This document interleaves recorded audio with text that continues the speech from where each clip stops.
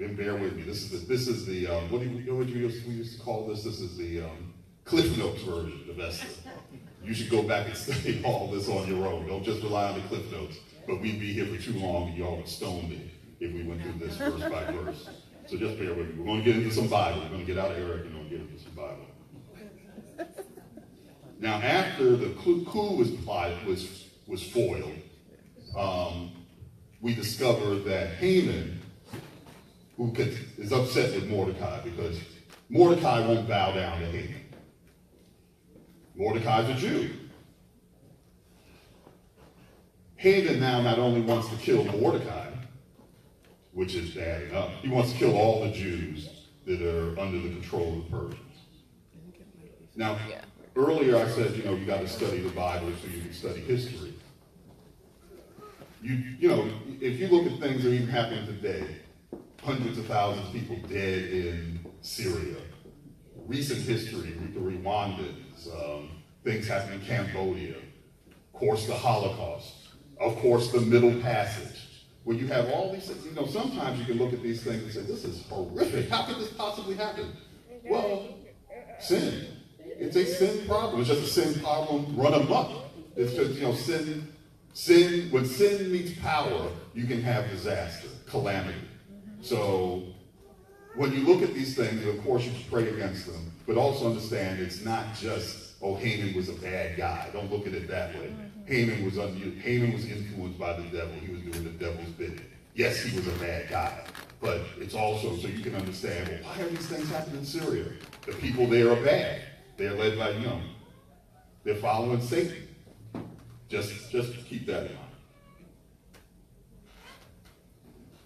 I'm going to need my first assistant minister to come up.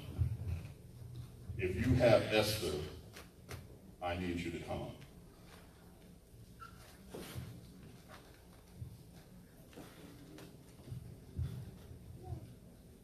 I love enlisting the young people because very soon we'll be sitting there and they will be doing this. Amen. Hello.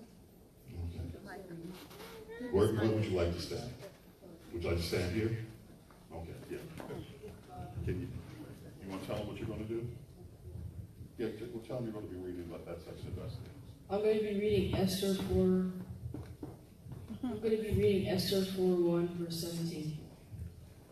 When Mordecai learned all that had happened, he tore his clothes and put it on a sackcloth and ashes and went out to the midst of the city. He cried out with a loud and bitter cry. He went as far as the front of the king's gate, where no one might ever enter the king's gate, clothed with sackcloth. And in every province there where the king's command and decree arrived, there was a great mourning among the Jews, and fasting, weeping, and wailing. So Esther's maids and eunuchs came and told her, and the queen was deeply distressed. And she sent garments to clothe Mordecai and take his sackcloth away from him, but he would not accept them. Then Esther called Hatch, one of the king's eunuchs, whom he had appointed to attend her, and she gave him a command concerning Mordecai to learn what and why this was. So Hatch went to Mordecai in the city where I was in front of the king's gate. And Mordecai told him all that happened to him, and some of money that Haman had promised to pay to the king's treasuries to destroy the Jews. He had also given him a copy of the written decree for their destruction, which was given as such hand, that he might show it to Esther and explain it to her, that he might command her to go into the king's gate to make supplication to him and plead before him for our people. So Hatch returned and told Esther the words of Mordecai.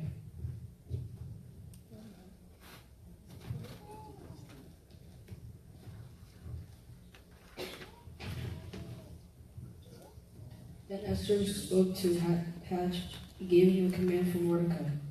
All the king's servants and the people of the king's province to know that any man or woman who goes into the inner court of the king, who has not been called, he has but one law. Put all to death except one whom the king holds out the golden scepter, that he may live. Yet I myself have not been called to go into the king these 30 days. So they told Mordecai Esther's words. And Mordecai told them to answer Esther, do not think in your heart that you will escape in the king's palace any more than all the other Jews. For if you remain completely silent this time, relief and deliverance will arise from the Jews from another place. But whether you have, who knows whether you have come to the kingdom for such a long time as this.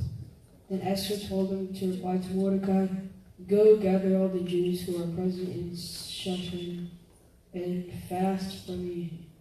Neither eat or nor drink for 3 days, night and day. My maids and I will fast likewise. And so I will go to the king, which is against the law.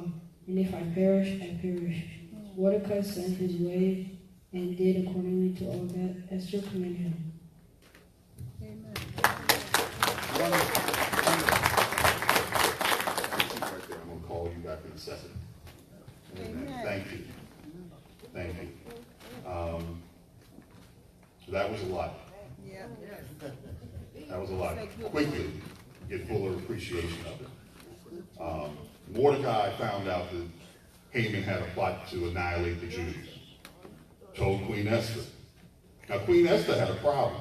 As we just talked about, she came as a Jewish orphan in a country that had destroyed Israel, had an empire from Ethiopia to India. Now, she's doing pretty well. You go from being an orphan to you're the chief queen, you're doing pretty well. Also, she had not disclosed to anyone that she was Jewish. Again, knowing your history, here in America, as a parallel, we have a lot of black people who, because of the fairness of their skin, did something called passing, which meant that they could go and interact in society appearing to be white, and they wouldn't have to deal with the problems of Jim Crow and other things. So this concept of her passing and not pretending to be Jewish, this isn't a new, it's nothing new. It's been happening, and frankly, if you are an oppressed individual, under circumstances, that could happen. Uncle Jeff, we have a good friend of ours. He did the DNA, one of those DNA tests, and he found out he had this whole branch of, seriously, whole branch not only of white people in his family, but then he had a branch of black people who passed as white. So this is a dynamic that has affected people, but it's a problem for Esther. She said she didn't want to come out as Jewish. The other problem for Esther is, although she's the chief queen, you just didn't go, today we live in a much more, you can't compare our society to then and now. If Reverend Janice has something to say to Reverend Eric, she doesn't wait to be summoned. She doesn't, it might be the other way around. It's not you wait 30 days and you can't come in, and, she starts calling, I start coming. But this is, again, unfortunately, we live in a society where those type of gender-related things and customs don't exist and shouldn't exist. But again, he's the king, and if you come when you're not summoned, and this is also in the post-Vashti era, you might be the end of it. So she's pausing at least. Said, look, my position has finally think about it, you finally got to the top of the company. Everything's good. You've worked your way up from you had to get your GED, you had to do this, you had to do that. But now you're at the top of the company. And then somebody comes and brings you a complaint about racial discrimination, and we want you to lead the way to fight the company for doing it. So I don't want to do that. No, look, that's somebody else's fault. Why, this is think of that and magnify it by 1,000,000. Jews are going to be killed, but Esther's sitting pretty. She says, Mordecai tells her, look, just because you think you're sitting pretty and you're hiding, doesn't mean that it can't happen to you right here in this palace. And more importantly, God will help us even if we have to bypass you. Now, fortunately, sometimes you have to be, when you counsel people, sometimes you have to kind of tell them the truth. And that's what Mordecai did. So Esther, to her credit, said, okay, we're going to pray. All of the women in my court are going to pray. You get all the Jews in town to pray. We're all going to pray. And we're going to try to turn this thing around.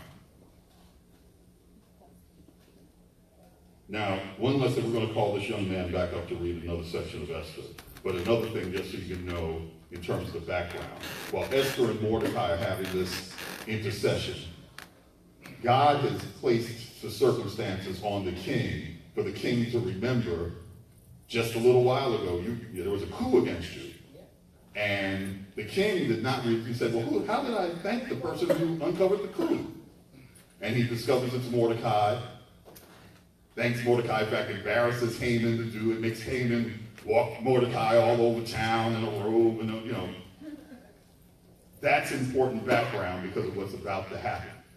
Mordecai's status. Mordecai, by the way, if I did mention, he is part of the royal court of advisors. As I said before, they took the best to put them in place in their administrator's empire.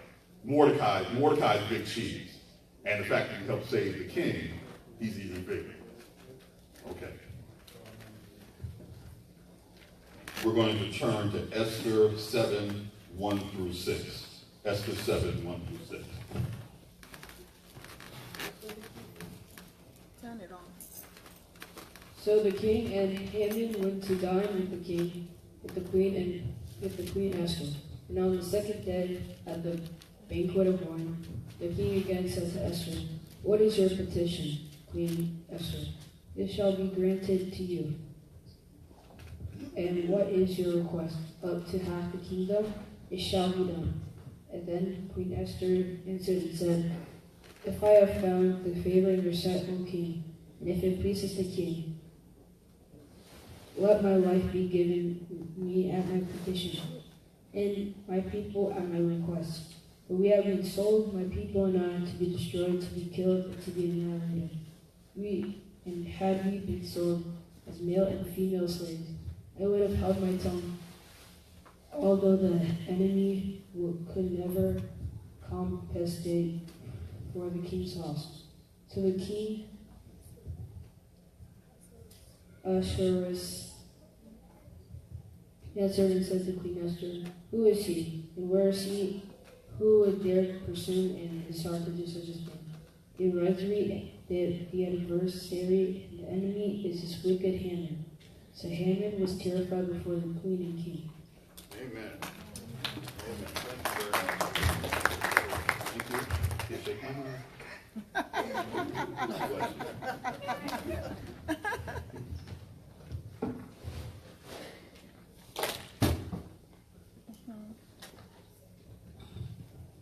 Brother Oscar, our kids are so innocent, they don't know that handshake might be something happening. Put that hand out. Which is good. They should know how to, should know that per se. Now, there's a notable parallel here with what was just read. Vashti, as you know, she was done in at a banquet. Lost her position. Esther used the banquet. Esther called the banquet for the king and for Haman. And one thing to say about the Persians, they like to party. Because she calls the banquet, they have a banquet for an entire day. She doesn't raise anything. She goes for the banquet for the second day. So by the second day, the king says, well, there's something up. He makes that proclamation, I'll give you half the kingdom. And then Esther discloses she's Jewish and says there's this evil plot to kill the Jews, and essentially says, we need the help. Well, the king, who's a little impulsive, you'll see in the story, he's enraged and says, who has done this? Who has done this terrible thing? And she discloses it's Haman. So Haman is terrified, understandably so, because immediately thereafter, or soon thereafter, the king puts Haman on a gallows that Haman had designed for Mordecai. Also, Esther and Mordecai get the king to sign a proclamation which essentially allows the Jews to fight back against their adversaries. They rout their adversaries. So instead of the Jews being annihilated, their enemies are annihilated. A 180-degree turn of circumstances. Now, Esther got her job because of her exceptional loveliness. We talked about, I consider her church girl glow. But it wasn't her loveliness that made these changes, at least not directly. It was her exceptional faithfulness that allowed a relatively ordinary person to say, Eric, how can the queen be ordinary? Well, she was ordinary before she was the queen. It was a divine appointment for her to become the queen, but not just for her to become the queen. It wasn't just for her benefit. She had to be the queen to be in a position to help stop this annihilation of the Jews and to have these Jewish people to be protected. And that happened because she was the first thing, even though now she wasn't Superwoman, she was a little reluctant, as I think all of us would be, say, look, my position is secure. I have already, and think about it, you've been at risk. You're an orphan, you're in a foreign land, things have been tough, but now God has blessed me, I'm in a high position, I'm doing well. Who would want to put that at risk? No one. So, at least I couldn't fault Esther at all. But Esther was prayerful, decided to put her own position on the line, her own life on the line. And as a result, it turned out exceptionally well for the good guy, so to speak. A couple of things that we need to take from that. Again, Esther urged everybody to pray. You should pray regularly. I mean, we're taught that. That should not come as a great surprise. But if you encounter something that is going the wrong way in your life, whatever it is, you should pray earnestly. And you should get other people who are aligned with you to pray. This is important, fundamental, yes, but very, very important. Don't suffer in silence. Don't say, woe is me. Get other people who believe like you do to pray. Footnote, don't pray like Peter's people prayed. You don't want to be praying, oh, release Peter, release Peter, release Peter. Who's that? Peter. That can't be Peter. Who were you just praying for? Pray with expectation of it coming to pass. You gotta, don't go through the motion. Pray for it to happen. Reverend Jazz, I hope I don't get in trouble, but you can verify this. Years ago, 25 years ago, I was injured in a softball accident, but I was in the hospital for about a week where they had to do surgery on my leg. And I basically had Reverend Janice blocked to come into see me, and people see me in the hospital, because of the church we were attending, they would have a prayer that would go something like this. Father, we would pray for Reverend Eric, we pray for Brother Eric, if it be thy will. I said, I don't want the if it be thy will. I want to be, I may have to be, no, it's not my healing is not if it be, that's God's will for me to be healed. God's will for me to have all my needs met. God's will for, I am a child of the King. This is not, no. We don't want to have somebody who's going to, now I understand where that comes from. You're trying to be, respectful, and all, but they come from a good place and a bad place. The bad place is, what happens when the prayer is not immediately answered. So you're not trying to put God on the spot, and if it be thy will. But look, is healing God's will? Yes or no? Very simple. Why would you, it wouldn't make, Jesus would be schizophrenic if you go around healing people, but no, that's not my will. I really want to be sick and die. Come on, no. So, so I told her, I said, look, this seems to be regular orthopedic surgery, but I don't want to have no if it be thy will. I want to walk out of this hospital and not have that problem. So Reverend Janice had to, kind of keep people at bay and all that, because that was kind of the beginning of our end in that church. So seriously, don't pray like that. With Queen Esther, she went from being an orphan captive to the Queen of Persia. She put her life on the line. I think the lesson here, and I kind of alluded to it earlier, is whether you're the owner of a company, the supervisor, the CEO, the CFO, or the HNIC, you might be put in a situation where, although objectively your situation is secure and it's positive, you may have to come a time you got to put it on the line and do the right thing. And God did not, God loves you, no question. If you were the only person on the earth, he would have sent Jesus for your salvation, no question. But I firmly believe, and I think I can support this, that if God raises you up, he didn't just raise you up to be like some of the, I don't know if you watch some of these kids' videos and some of the things that I'm disappointed young people. I'm going to tell you why, because your music's is very materialistic. And you turn on the videos of people lounging at the pool and great mansions. And look, I don't care if you have a mansion, if you have a pool. God bless you. You wouldn't like to have a pool and all that, and have the resources to do it. But if that's all your life is, you've taken all these, you've been blessed with great resources, and it's just for you to lounge around and have 7-day parties, you have not done what God has anointed you to do. So, I hope you're not in a Queen Esther type situation in your life where you really have to put it on the line. Because Queen Esther could be a very different story. Didn't have to end up that way. Certainly she didn't know it was going to end up that way. But you have to think, God blessed me and put me here for a purpose. So I may have to be a blessing to someone else, I may have to put it on the line. Amen. So that's what we wanted to learn from Esther. Amen. Amen. Okay, I need my minister who's going to help me with Ruth. Come on up. Have a seat in the front row, and I'll get to you in a second. Amen. Now, Ruth's story is interesting to me. You got to start with her mother-in-law and father-in-law, Naomi. Naomi and her husband were Jews who lived in Bethlehem. Famine comes, they move to Moab for food. They're poor. There's a famine and they're poor, so that's a double whammy. Ultimately, they had 2 sons. The 2 sons married 2 Moabite women. One marries Ruth, another marries, I always want to get this wrong, Orpah, not Oprah, Orpah. Now,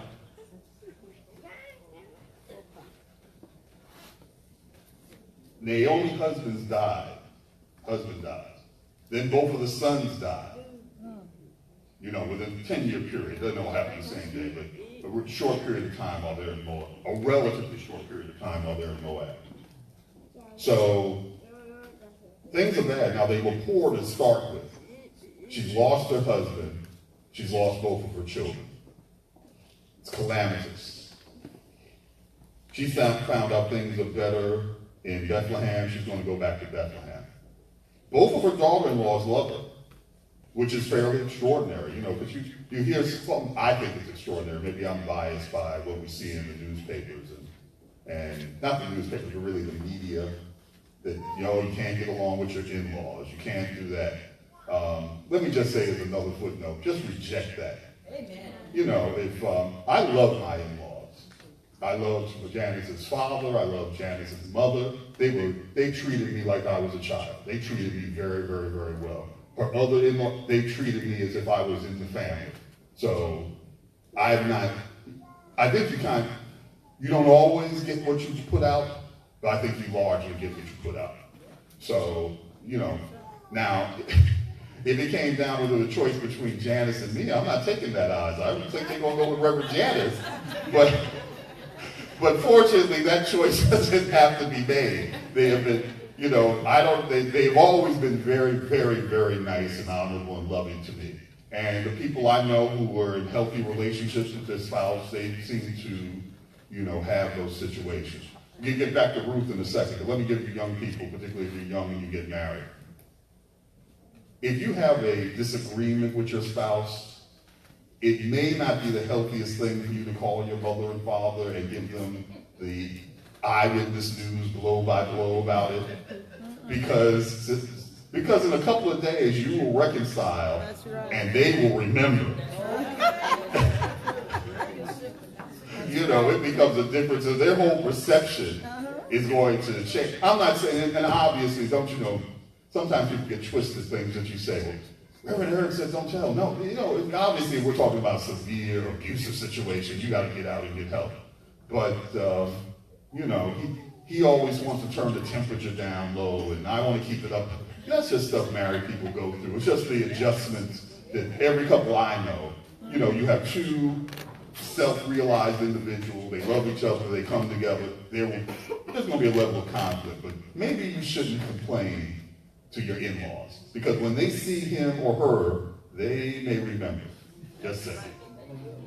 Amen. Yes, well done. Now, if they're trying to push along, Naomi goes back. She tells them both of the daughter-in-laws don't go. As you know, Orpah reluctantly leaves, but Naomi says, no, I'm going with you. Your God is my God. I'm going to be devoted to you. One other thing before we turn to the scripture. We see this in Naomi's life. She becomes a faithful believer and exhibits that, even though she's not Jewish. She wasn't born into this.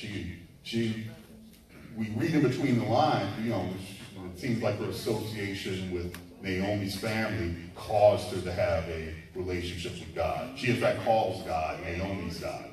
So, that's important. For us as Christians, remember, you're an ambassador for Christ. For so many people at school, at the workplaces, in the marketplace, you will be the light of Christ that they will run into. So, I'm not saying none of us are perfect. We all do things that we have faults, but let's try to, be decent and honorable so that when they say something, you're dealing with people, their whole view of you is positive. And then you can get an opportunity for non-believers to come to Christ. Sister Rosa and I forgot what we were talking about. But essentially I said, if you're not nice to people, like if you say, okay, I want to get Muslims to come to Christ, you can't spend months and years saying how you're ungodly, you're devilish, you're all this. These people respect what they're doing. Now, we think that they're incorrect in all course, but it's kind of like, it's the first day of school, the prom is in May, but every day you tell the girl, you're ugly, you're this, you're that. And now when April comes around, you ask her to go with you to the prom. That ain't going to work. That's going to be a problem. What does that all have to do with it? Is that you have to be decent and honorable and respectful. So somebody, even if they're off base, you just can't hit them, just hard. And, in most instances, obviously there's exceptions. But if I'm trying to persuade you to do something, being pleasant, respectful, understanding and trying to reason with you is going to get you a lot farther than, being kind of a, not doing that. And don't do this. You're driving down the road, you're cutting people off, you're giving them half the peace signs, and you got I love Jesus on your bumper sticker. Peel that bumper sticker off because you are doing a bad job. I'm not going to go there too deep, but there's people who get on television and they say that they're Christians. I just cringe. Seriously, I cringe because I say, look, if I was a Christian, I would run away. I'd never be in a group with you. Amen. Because, Christ said what are you supposed to do? Christ was very explicit. He wasn't to feed the poor, take care of the sick, yes, visit the inmates. Yes. So Some of this is easy. You should be able to know that there's a certain kind of godliness and goodness lane. So when people say, no, I don't think people should have health care. Did I say that? Yes. It just seems to me that how you can put that in the context of, so people should be sick and die, and that's Christian. That, you can all, don't be confused. Be guided by, how does that resonate with my spirit? Amen. Somebody has a need, we have a way to help that need. I think the Christian thing is to fulfill that need. Amen. I think that's real clear. I don't care what party you're in, what you profess. Don't get caught up with labels. Because a lot of people are, they say one, when the Bible talks about it, they say one thing, but they do another. A lot more Pharisees than Christians. Let's just put a lot of them out there. Don't get caught up with people. No, not at all. So we're going to read Ruth 2, 1 through 12. And they, again, to set the story up. Naomi and Ruth have returned to Bethlehem. And to support Naomi and Ruth, Ruth has become a gleaner. Another SAT word. Fortunately, in the United States, we don't have too many people doing gleaning. Again, you got to know the history. This comes from being in an agricultural society. And gleaning essentially is if Brother Oscar has a field, and when his people plow and take up the crops and do their things to get the food back. I'm a city boy, so bear with me. But they come and get the food. Often, they leave food on the ground. And the Jews, to their credit, said, no, you should leave that food on the ground for the poor, so they could come to the fields and get some sustenance that way. That was unique, because most landowners said, no, I'm going to send another crew out there and pick all that stuff up because it's mine. No, they said, leave it there for the poor. So being a gleaner is a tough job, if you can call it that. It's really organized begging. I mean, it's bad. You have minimal subsistence if you're doing gleaning. So fortunately, there are people in the United States who are desperately poor. Don't get me wrong. I won't go too far with that. But it's just that we fortunately don't see that too much. But we see her gleaning on behalf of herself and on behalf of Naomi.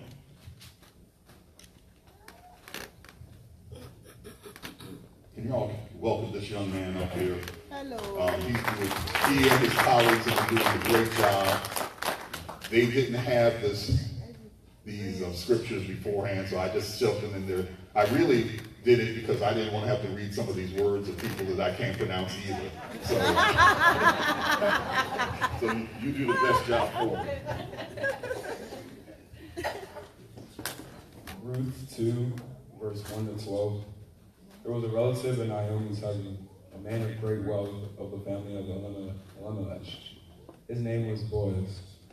So Ruth, the Moabites, said to Naomi, please let me go to the field and glean heads of grain after him, in whose sight I may find favor.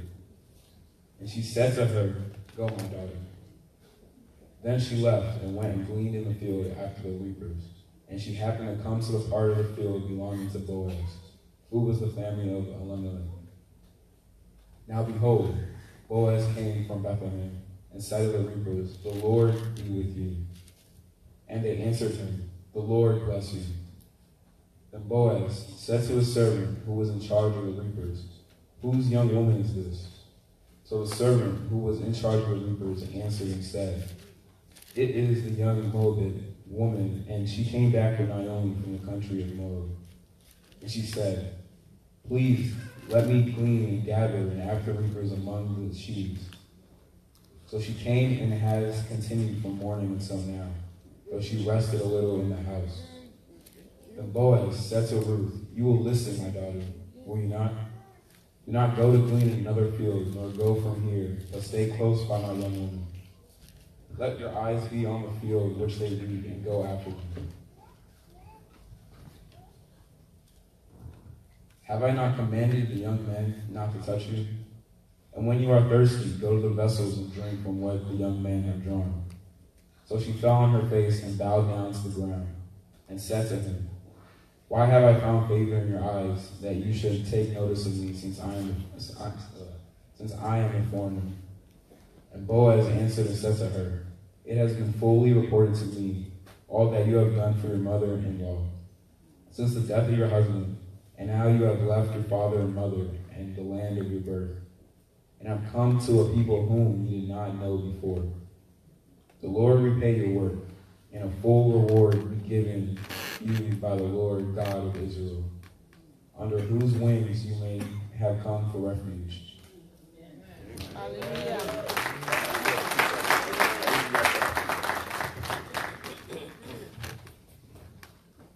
Amen. Amen.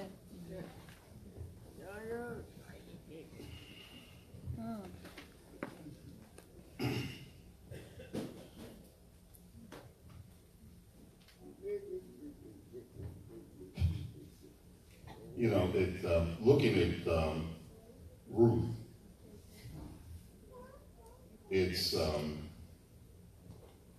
it's quite an account, because she has gone out, humbled herself in a way that, you know, in modern times is unfathomable. You know, gleaning is not an easy job. You were running behind picking grain off the ground to try to find minimal sustenance. This, you know, remember we were talking about feasting and all that before for days. This is 180 degrees the other way. This is poverty on express if you're a gleaner. It's a terrible thing. But what's notable about this is something, it's not all that's notable, but one of the things notable that Boaz says is that everyone in town knows about you. Now, she didn't part any seas, she didn't raise anybody from the dead.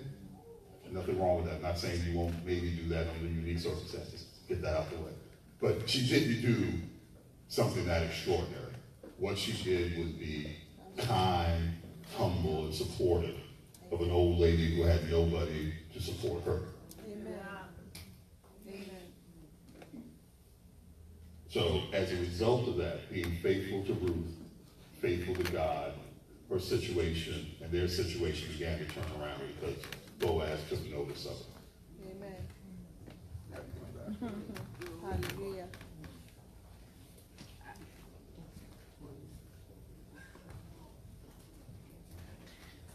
Ruth 4, verse 13 to 17. So Boaz took Ruth, and she became his wife. And when he went in to her, the Lord gave her conception, and she bore a son. Then the woman said to Naomi, "Blessed be the Lord, who has not left you this day without a close relative, and may his name be famous in Israel. And may he be to you a restorer of life and nourisher of your old age. For your daughter-in-law, who loves you, who is better to you than 7 sons, has borne him." Then Naomi took the child and laid him on her bosom, and she became a nurse to him. Also the neighbor woman gave him a name, saying, "There is a son born to Naomi, and they call him Obed. He is the father of Jesse, the father of David."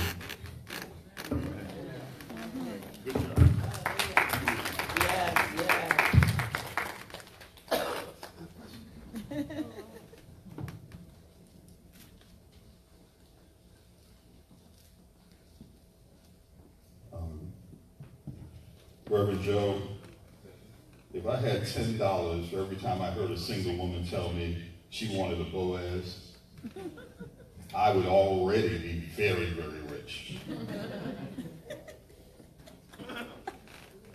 Nothing wrong for that. Nothing at all. But I'll posit this. You know, when people who didn't go to church and they're watching a ball game and you go home, they say, "Well, what did you learn at church today?" You learned a lot at church today, hopefully. But one thing you tell them, if you want God to put a Boaz in your life, you may first have to find a Naomi to assist. Amen. And I'm not just talking about, you need a husband. You want to get married, that's legitimate. But it may be you need a new job. You may need help with something. I firmly believe as a spiritual matter that if you can go out and extend yourself on behalf of somebody else sacrificially, that God will take notice and will bless you. Amen. God will not be cheated. Amen. What you put out there, he will always double down. He will, You know, you put out $1, he is going to do more than 2.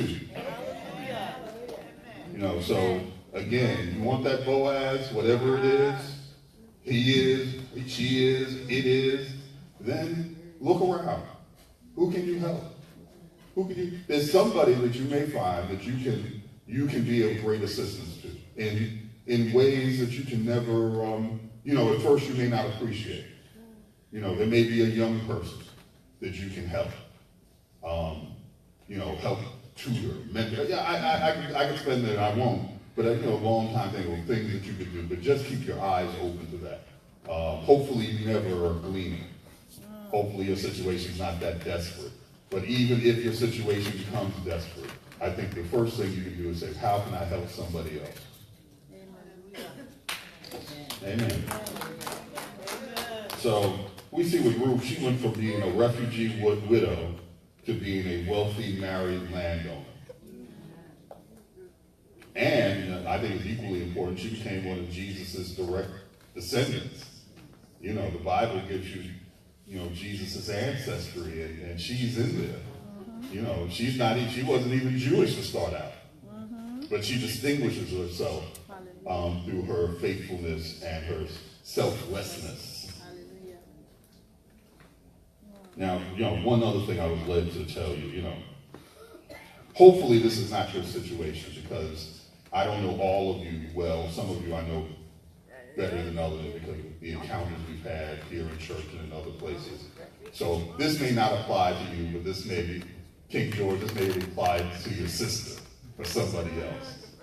If your life is all like being on TNT, there's drama every day, drama all the time, everything is up in an uproar, things are always going on, there's never peace, change it. Change the channel. Stop it. Your life does not have to be in an uproar. You can make a commitment to say no, and you are going to go out and try to, instead of encouraging conflict, encourage peace. You know, again, you may not need to help support your mother-in-law whose husband's died and all that. No, I'm not saying that, but you may have, you know, you can go out and you can help somebody. And sometimes you just look, if it, you know, turn the other cheek isn't, you know, fortunately you're not getting slapped in your face too often. You know, I'd have to pray up about that, you know. There may be some Old Testament response if you slap me in the face. But what I'm really trying to say, though, is that the slap in the face, maybe somebody says something to you you don't appreciate. Or they may, you know, you know, there's problems at work. They malign your work. They don't give you credit for your work. Well, don't go, you can't go with them, you know. And you don't want to sink to their level. Just, you know, send it. Reverend Janice knows about this, because we've seen this in people's cases. There's disputes at work, and then people, they send emails. They send more emails than there's pages in the Bible. You know, all just keeping the conflict going. I'm not, to be clear, if you are being treated unfairly, you should take whatever appropriate steps are, but then let God step in. Amen. Don't be a person who is always stirring the pot. Amen. You know, because people, just like people notice Ruth, people will notice if you happen to be a person who you're not a heaven raising. You know what I'm trying to say? It's that you're that person. Don't be that person. You know, just try it again. You're an ambassador for Christ. You know, as an ambassador, you're supposed to exhibit the best for the country you're representing. You don't get to go, if I become the ambassador to Switzerland, I can't have 7-day banquets and act a fool and do things like that. No, I need to go over there and always be distinguished and, you know, always representing. It's very clear. Now, you say, I'm Christian, I love the Lord. Okay, well now you're an ambassador. You have an obligation to try to do things. Because I'm not saying it's easy. You know, sometimes people say, trust me. If somebody says something about me, I would like to defend myself. But really, I need to let the Lord defend me. Amen. I'm not perfect. None of you are perfect. But we're all children of the King. And I'd rather let my Heavenly Father fight my battles than me to fight the battles on my own. Amen. Okay. So what I want you to take out with Ruth is if there's somebody in distress, prayerfully consider doing something where you can help them. Okay. I need my last minister to come up. Get set, get ready. We're going to turn to Joseph. Turn into Joseph. Joseph I consider fascinating. One, if you look at Joseph, he comes from comes from a bad family. What are you saying? Okay.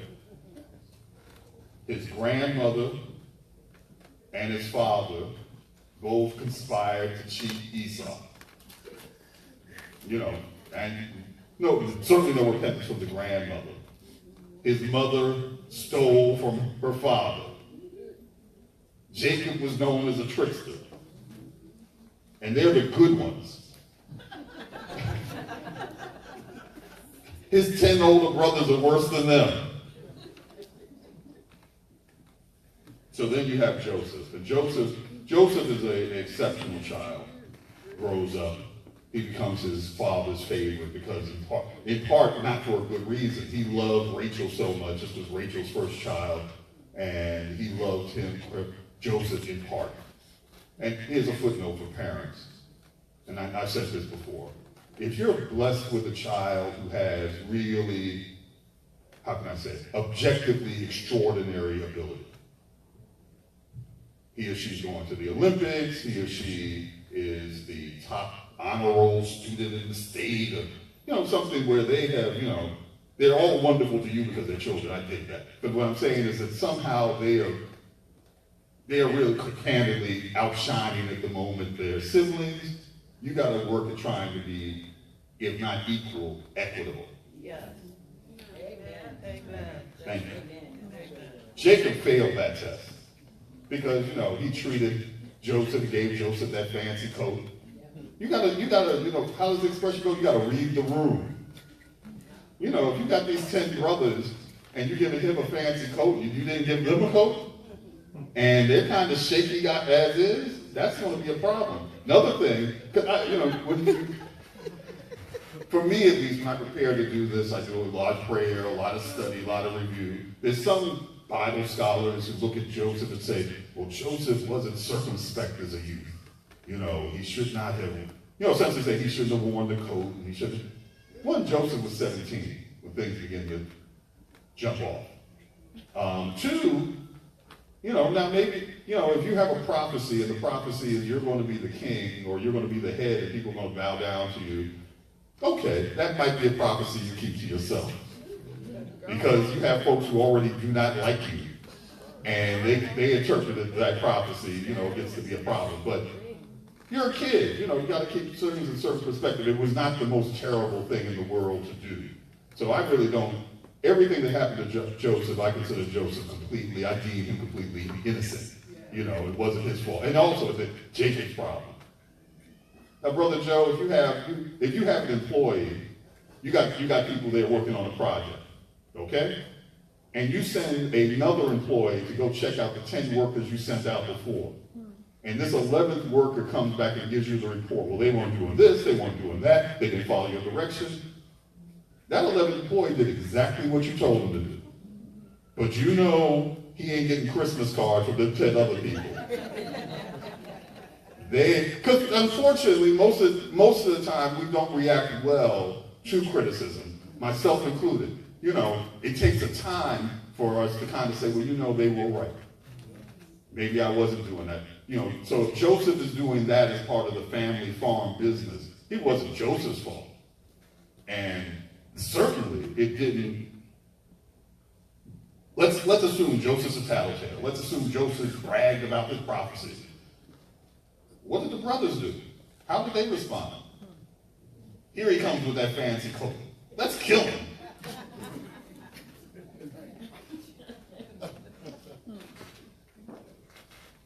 That's, we're going to kill him, and then we're not going to kill him. We'll just have him kidnapped, and,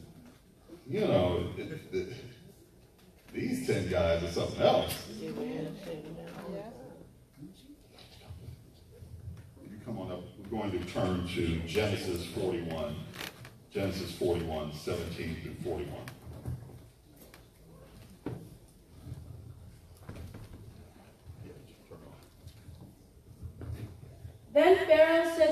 Joseph, behold, in my dream I sit on the bank of the river. Suddenly 7 cows came up out of the river, fine-looking and fat, and they fed in the meadow. Then behold, 7 other cows came up after them, poor and very ugly and gaunt, such ugliness as I had never seen in all the lands of Egypt. And the gaunt and ugly cows ate up the first 7, the fat cows. When they had eaten them up, no one would have known that they had eaten them, for they were just as ugly as at the beginning. So I awoke. Also, I saw in my dream, and suddenly 7 heads came up on one stalk, full and good. Then behold, 7 heads, withered, thin, and blighted by the east wind, sprang up after them. And the thin heads devoured the 7 good heads. So I told this to the magicians, but there was no one who could explain it to me. Then Joseph said to Pharaoh, the dreams of Pharaoh are one. God has shown Pharaoh what he is about to do. The 7 good cows are 7 years, and the 7 good heads are 7 years. The dreams are one. And the 7 thin and ugly cows which came up after them are 7 years.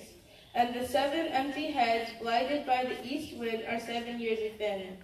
This is the thing which I have spoken to Pharaoh. God has shown Pharaoh what he is about to do. Indeed, 7 years of great plenty will come throughout all the land of Egypt.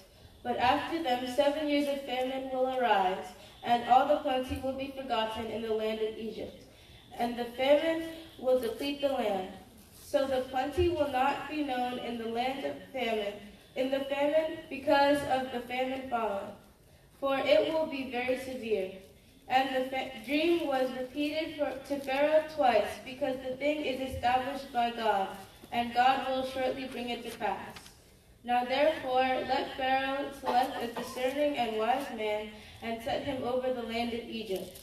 Let Pharaoh do this, and let him appoint officers over the land to collect 1/5 of the produce of the land of Egypt in the 7 plentiful years. And let them gather all the food of those good years that are coming, and store up grain under the authority of Pharaoh, and let them keep food in the cities. Then that food shall be as a reserve for the land for the 7 years of famine which shall be in the land of Egypt, that the land may not perish during the famine. So the advice was good in the eyes of Pharaoh and in the eyes of all his servants. And Pharaoh said to his servants, can we find such a one as this, a man whom is the Spirit of God? Then Pharaoh said to Joseph, inasmuch as God has shown you all of this, there is no one as discerning and wise as you. You shall be over my house, and all my people shall be ruled according to your word. Only in regard to the throne will I be greater than you. And Pharaoh said to Joseph, see, I have set you over all the land of Egypt.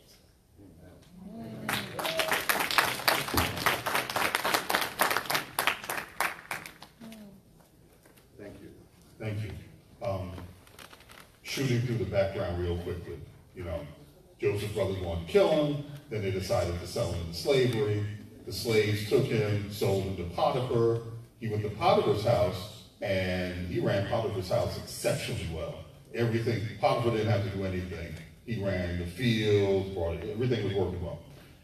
Unfortunately, now this happens shortly, he's 17. He grows up, or is growing up, and I don't know why Mrs. Potiphar wasn't appropriate, but she wanted to, engage in adult relations with Joseph. Joseph, of course, found that objectionable because it certainly wasn't a godly thing from a Jewish perspective for him to do. And also he was being the steward for Potiphar, so, that obviously would not have been appropriate. So he holds her off. Then one day she grabs his clothes, he runs out, she lies about him. Potiphar hears about it, he puts her into the king's prison, Pharaoh's prison. You have a lot of enemies when you need your own prison. But puts him in the prison, but he goes to the prison. It's bad, it's gotten really, first you're betrayed by your brothers, then although you're a slave, you get a job, so you're the slave in the house, you're a house slave. as slavery goes, it runs pretty well. You're running things, you're treated well, you're living in the house. Then things go south again. You know, you're now thrown into prison. But Joseph could administer himself. Anywhere you put him, he administered himself. Things run well in prison. There's the whole thing with he runs into the baker and the butler, the king's baker and butler in prison. He interprets their dreams. Essentially tells them in 3 days, butler, you're going to be restored. 3 days, baker, you're going to meet the Lord, because you're not going to be good for you. And that comes to pass. He asks the butler, hey, look, I'm innocent. Get me out of here. You know, I've interpreted this for you. Put a good word in for Pharaoh. The butler forgets all about him. 2 more years go by. And then finally, Pharaoh has this dream with the fat cows and the skinny cows and the fat wheat and the skinny wheat. And then finally the butler says, oh, there's this godly man. He interpreted this. I forgot all about it. They bring him up. And then as you read, he interprets the dream. Interprets it obviously through the Spirit of God. Interprets it correctly. And Pharaoh decides, look, I'm going to make you the prime minister. You're going to be the governor of all of Egypt. You're the wisest man I've met. This is how we're going to run things. That's fairly extraordinary. No, not fair. It's, strike that adverb. It's extraordinary. He's Jewish. That's not a good thing to do being in Egypt. You're a slave. You've been falsely accused of sexual harassment. But Pharaoh turned around immediately, and he becomes the governor and is saving Egypt. You know, getting all the provisions during the 7 years of good harvest, knowing the 7 years of bad harvest is coming.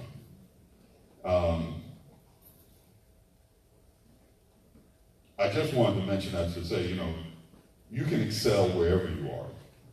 You can be the best wherever you are. You may not be where you need to be. You may not have been treated fairly. You may have even been undone by people who should have looked out for your best interest. That's not the end of the story. You can always control part of the story.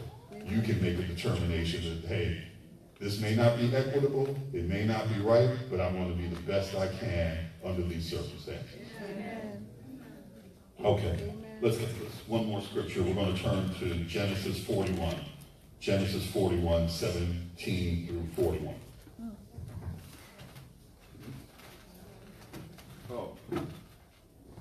This is why you have youthful assistants who can tell you when you're messing up.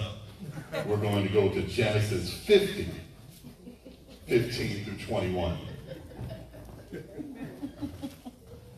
When Joseph's brothers saw that their father was dead, they said, perhaps Joseph will hate us and may actually repay us for all the evil which we did to him.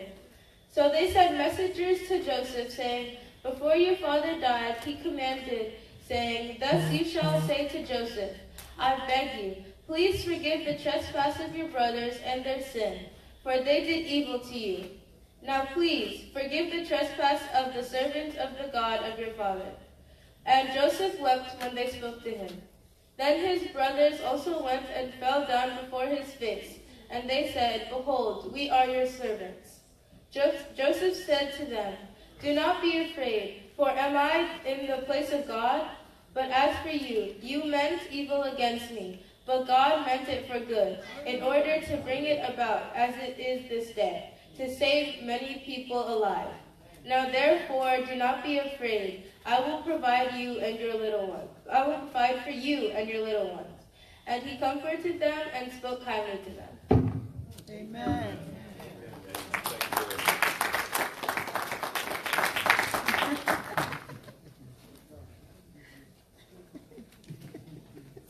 Reverend Joe, that's why you hire good people. So when you're going off the rails, they say, no, don't do that. There's a lot here. We don't have time to go through it all, but I'm the cliff notes to the cliff notes. Joseph, we need to do what Pastor recommended that we do last year. If you haven't studied Esther, Ruth, and Joseph, they're not long. Esther and Ruth are relatively short books in the Bible. The parts that deal with Joseph and Genesis are not long. I think it's fascinating. It's a good read. Everyone should get into it. But just to summarize, Joseph's installed as the prime minister at 30. Now, Reverend Joe, you do quick math. You thrown in as a slave at 17. He doesn't become the prime minister at 30. So that means he spent 13 years in jail. 13 years as a slave first with Potiphar, and then in jail in the king's prison. That's not good. That's bad. That's terrible. Yet, he comes out of that. And he's innocent. On top of all, he's completely innocent. I read this, I was thinking about people who do time, and then they find the DNA evidence, and then they walk out, and, I think that many of them are saintly because it's hard, they were innocent, and they had years of their lives spent, doing time for something they didn't do. Not fair. Joseph comes out. He administers Egypt. Now you got to go another 7 years. He's the prime minister. He's the governor. His brothers come to Egypt because the famine that Joseph predicted, it's a worldwide famine, at least a known world famine. So they're in Canaan, and Jacob is not father of the year. You go back and look, Jacob says, what are you doing looking at each other? We're starving. Go to Egypt and buy us some grain. And so they go, they actually meet Joseph. But Joseph is completely indoctrinated into becoming an Egyptian, or at least appearing as an Egyptian. Now, he did not, this wasn't quite passive, but it's a good point. When you're in Rome, do as the Romans do, is the expression. So if I'm going to become the chief operator of a company, a country, or whatever, and they say you got to wear a suit and a tie, I'm wearing a suit and a tie. I'm not, I don't have a religious objection. No, I don't wear a suit and a tie. That's not my, no, you just let that go. I'm running Egypt. I'm dressing like an Egyptian. Amen. It's real simple. So he dresses like an Egyptian. He speaks whatever Egyptians speak. He's not just speaking, he becomes conversant. He's running the country. And also, it's real.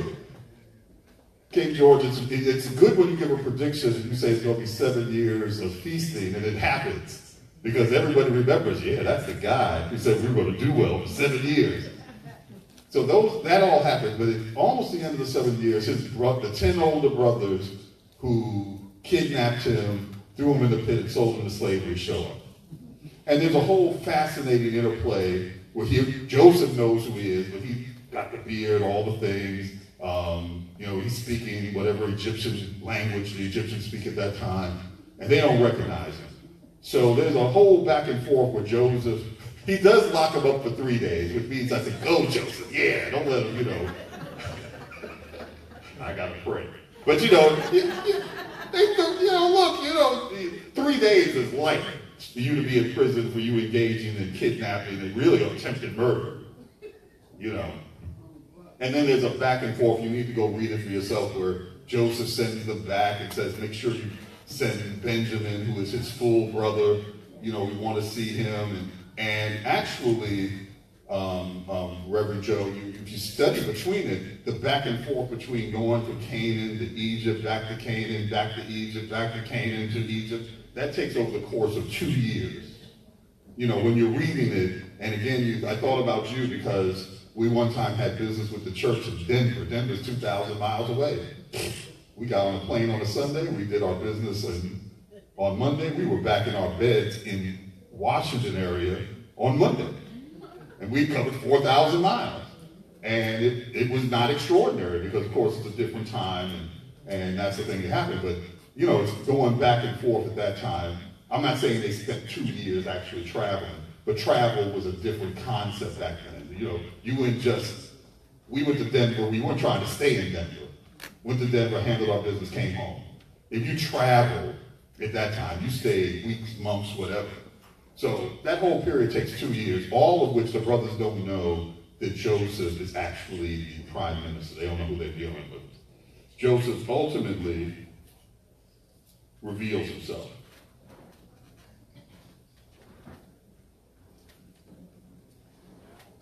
He reveals himself. He embraces his brothers, tells them, bring Jacob, and you got to remember, he's bringing essentially all of the people of Israel because they're the family. So he brings all of them, puts them in Goshen, and they live there for a while. Jacob lives another 17 years. You know, he dies. Tells him, don't let my bones stay here. Take me back to the promised land. Okay. The brothers, you know, they said, now that Jacob's died, it might be curtains for us. Or whatever expression they said in Egypt when things were about to go bad. Yes. So they sent him a message. Now, the Bible scholars say, I don't know if this was true or not. I know it was not true. There's no evidence that Jacob told them, please, no. They were trying to cover themselves to make sure that Joseph didn't do what royalty basically did back then. You got your enemies. Please say that. Joseph said, look, you did evil to me, but your evil God turned to good. Amen. He's not, sometimes people are Pollyannish.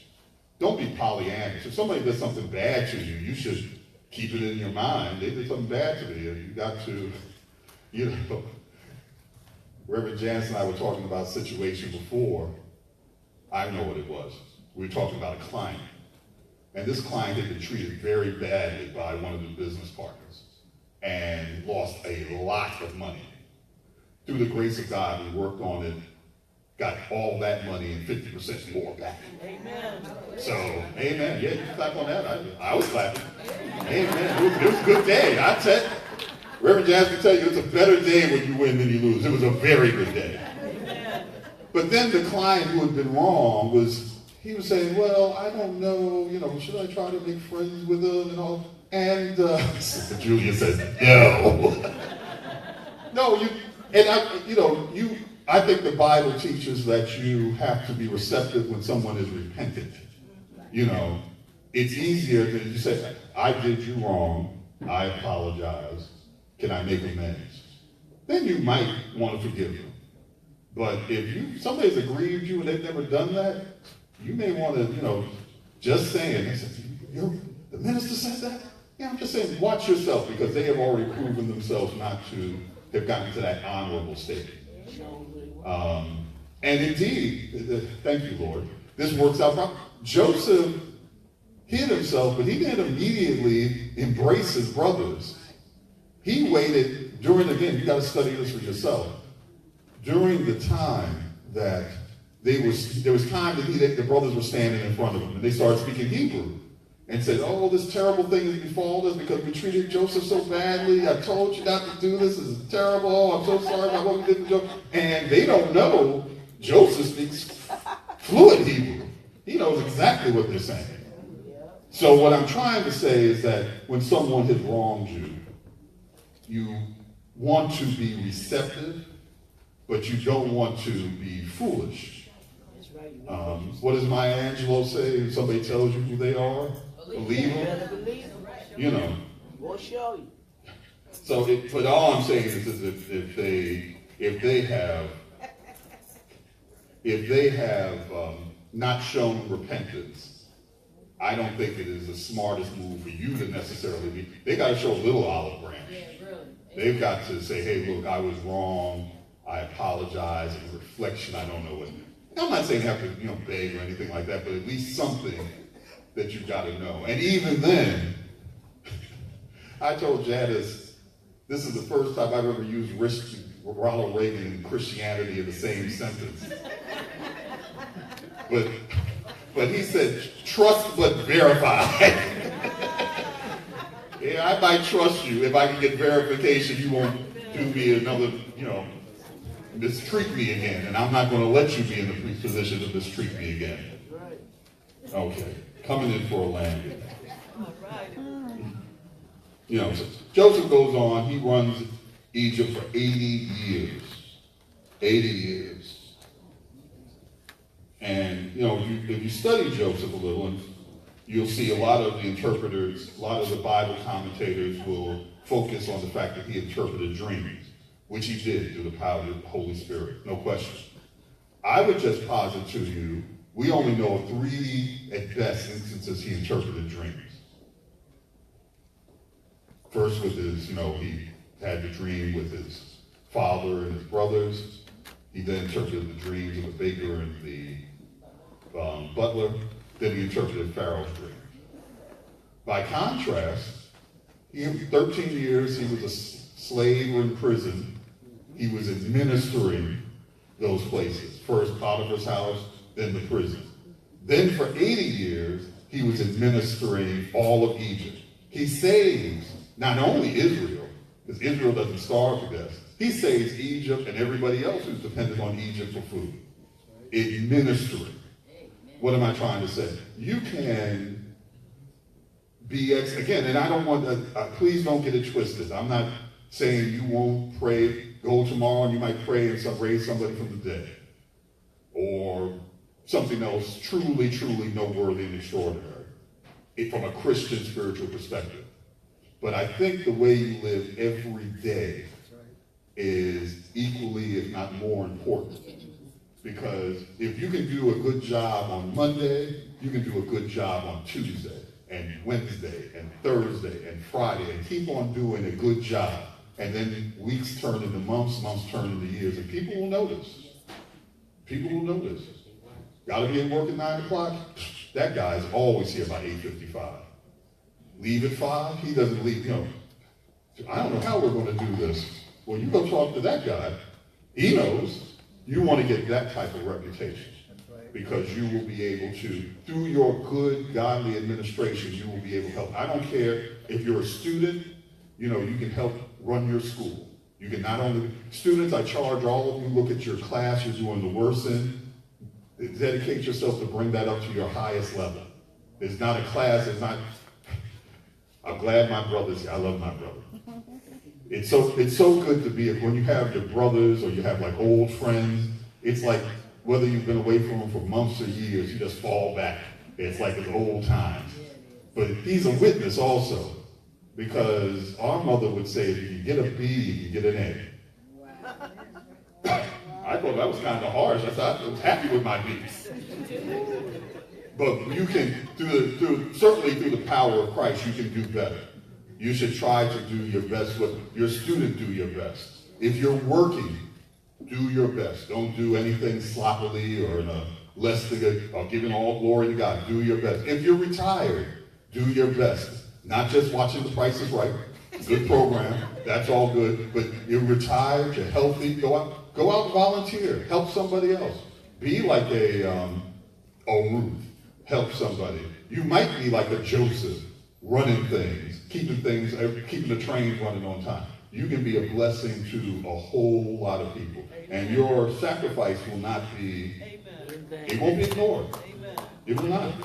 So now, whether you have extraordinary things on your resume, whether or not I ever earned the Elijah the Tishbite mantle, that remains to be seen. But I can go out and be excellent today and tomorrow and the day after that. That's right. There are, and it's not just Esther, Ruth, Joseph. Look at Nehemiah. Nehemiah was a butler. He was a butler to the king. And he gets sent back, he becomes the governor of Israel and restores Israel from ruins. Philip, when you talk about Philip as one of the early deacons. Now, we think of deacons as being the people who help with the ministry and so forth, and that's true in a modern context. The deacons then were aid workers. They fed people. And that's often, Lord knows that's godly work, but it's not often given the level of respect. It doesn't necessarily have the cachet. Yet, you see Philip, he's supernaturally appointed to be able to run like the Flash, outrun a chariot. Yeah. You think those things you see, they steal a lot of things from, Superman, you do this, or like Philip, Star Trek, beat me up, Scotty. So he was being from one place to another. But his resume wasn't doing extraordinary things. His resume was being faithful with what some would consider them. In fact, even the apostles said, we can't be bothered to have to be dealing with food distribution. We're trying to deal with administering the word. That's kind of harsh. People need to be, even Jesus recognized you got to feed these people. But that was, my point is, wherever you are, whatever your station, it really doesn't matter. It's more of what you bring to the table and what your attitude is. And the last couple of points. Some people may say, well, look, Eric, you pointed to Esther, Ruth, Joseph. They've all got good resumes. Nehemiah, Philip, Stephen, they've got good resumes. I've got a checkered resume. I've not always been, as I said, I didn't grow up here. If you were born here, you grew up here, you have been blessed, or in other similar churches. But there may be some things in your past that you've done that you may not be that happy about or proud of. That's okay too. That's okay too. We go through that. I'll just give you two. Rahab. Amen. Now, I don't want to get anybody's Kool-Aid. Don't know. But a woman of negotiable virtue, that's a good PG way to put it. Yet, she was critical in saving the Israeli spies. Because she had a moment, like Reverend Janice talked about, that you got to be ready. That water, the flood's coming. What you going to do? Flood came. She did something that was completely upright. Certainly more upright than perhaps her profession. If you want a New Testament example, the Samaritan woman at the well. She was the Elizabeth Taylor of her time.